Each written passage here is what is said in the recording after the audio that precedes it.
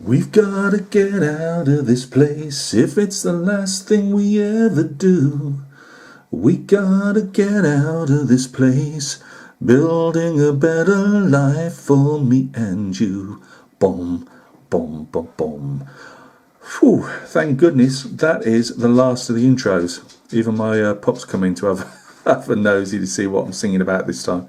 Right guys, as the title suggests, this is the Beccas Commands reveal. It's taken a while, Paul, I do apologise.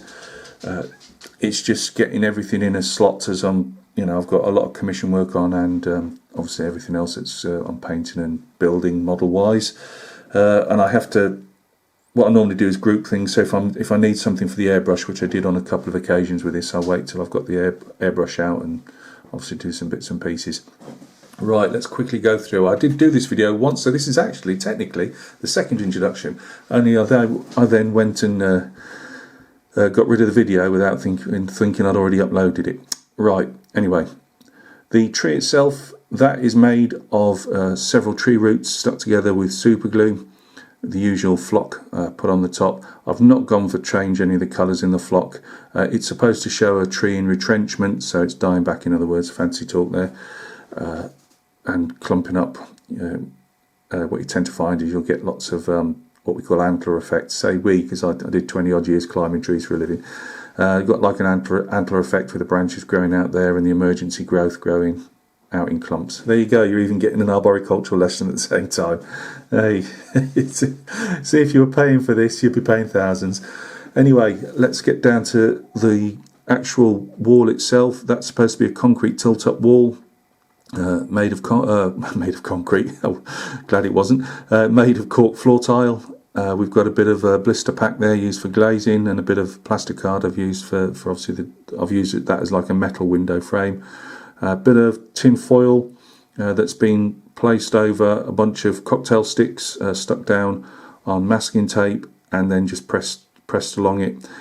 Didn't give a fantastic looking corrugation. If you want to see decent corrugated metal, go check out the Hobby Shack, my mate Frederick.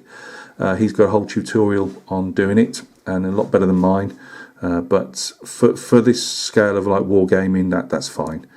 As I say, I do apologise, everyone's been doing commands and mine look more like a vignette than a command, but I didn't know what else to do. I just thought Paul's Australian, he's going to enjoy some Australian figures.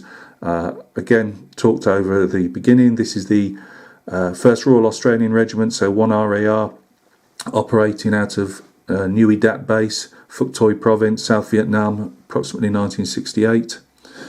This is a patrol that's rendezvousing around this old French rubber plantation, and you can see here the trees grown into the what's left of the building. The rest of the building's obviously off the base. You can't see it, but you know it's there.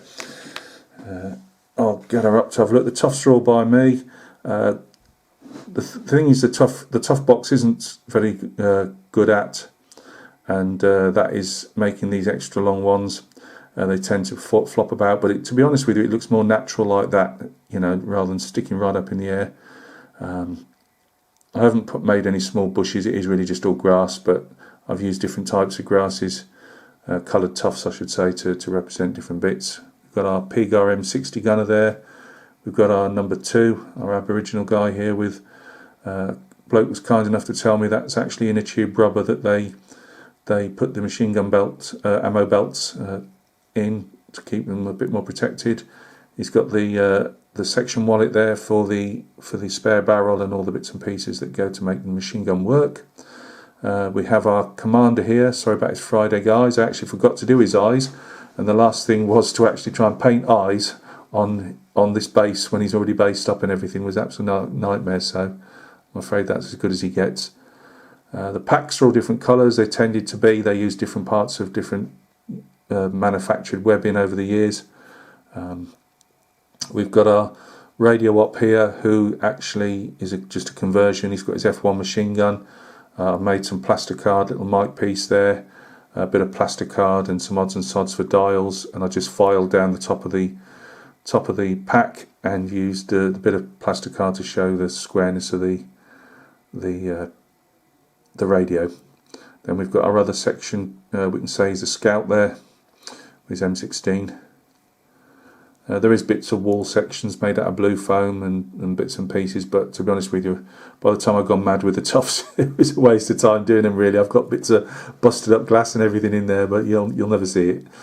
So there's a load of photographs stuck on at the end. So yeah guys, thanks for your patience. I hope you're doing well, Paul. We know the operation was a success, and I hope you're well on the way to recovery, mate. I know it's going to be a long road probably, but you know, you'll get there. It's a marathon, not a sprint, I suppose, but everyone's thinking good thoughts for you, mate, so you'll get over the line, no worries. So guys, thanks for letting me join this little build. I don't normally do them, but I just thought in this case it was a decent cause, and you know, so I wanted to throw in my 10 penneth. And thanks for putting up with the singing and all the daftness that's been going on in the videos as well. It wouldn't be one of Gav's videos if it wasn't a bit stupid.